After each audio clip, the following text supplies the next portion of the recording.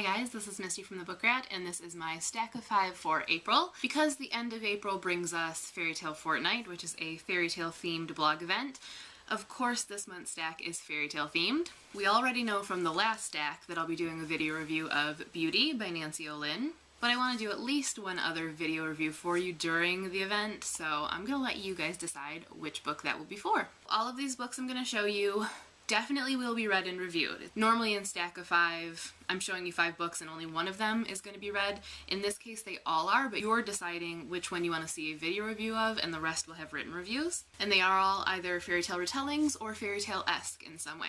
Links to all of the books will be below in case you want to find out more about them in order to make your decision. In addition to the links, I will also read you the first sentence or two from each book to kind of give you an idea of the style and the tone to help you make your decision.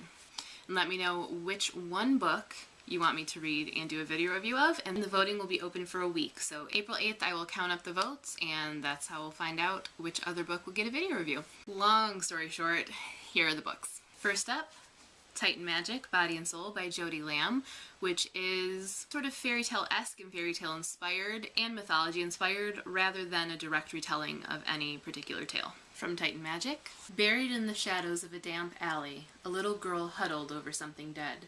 The boy knew it was dead without even seeing the thing in her arms. He and death were more intimate than even he understood. The Direful Tales by M.P. Kozlowski, which is a middle grade, sort of fairy tale inspired adventure. Some tales are worth telling.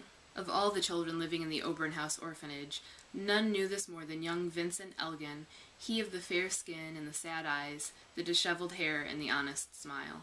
The poor boy arrived at his new home knowing full well what could be found in a tale. Ophelia and the Marvelous Boy by Karen Foxley, a middle grade retelling of The Snow Queen. Ophelia did not consider herself brave. She wasn't like Lucy Coots, the head girl in her grade, who once rescued a baby in a runaway stroller and was on the front page of all the papers.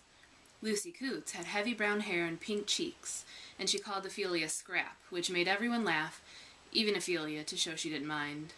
Ophelia didn't consider herself brave, but she was very curious. The Hero's Guide to Being an Outlaw by Christopher Healy, which is a middle grade adventure story inspired by basically every fairy tale out there. This is from the prologue, Things You Don't Know About Outlaws. Outlaws have too many feathers in their hats. Outlaws are allergic to seafood. Outlaws never forget to floss. Oh, and outlaws are people who are hunted down because they have been accused of terrible crimes. And lastly, Stolen Songbird by Danielle L. Jensen, which isn't a direct fairy tale retelling but is fairy tale-esque, and about trolls.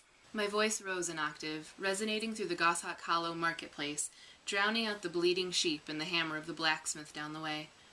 Dozens of familiar faces abandoned their business, expressions uniform in their nervousness, as they anticipated the note I had dreaded daily for the past month. She liked an audience for my failures. So those books once again are Titan Magic, Body and Soul by Jodi Lamb, a story of fairy tales and mythology and golems and all things fantastic. The Direful Tales by M.P. Kozlowski, a middle grade fairy tale-ish fantasy adventure. Ophelia and the Marvelous Boy by Karen Foxley, a middle grade retelling of The Snow Queen. The Hero's Guide to Being an Outlaw by Christopher Healy, a middle grade adventure story using all of the fairy tales.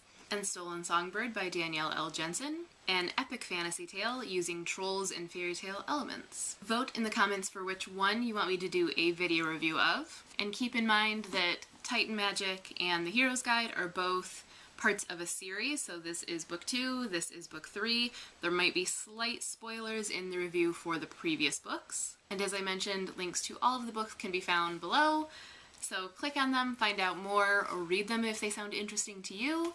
And, of course, make sure to vote. As always, if you need help deciding what to read and do reviews of next, feel free to do your own stack of 5, and if you do, please send me a link and let me know, and I will come vote and tweet it out and all that. That's all for now. As always, thanks for watching, and happy reading!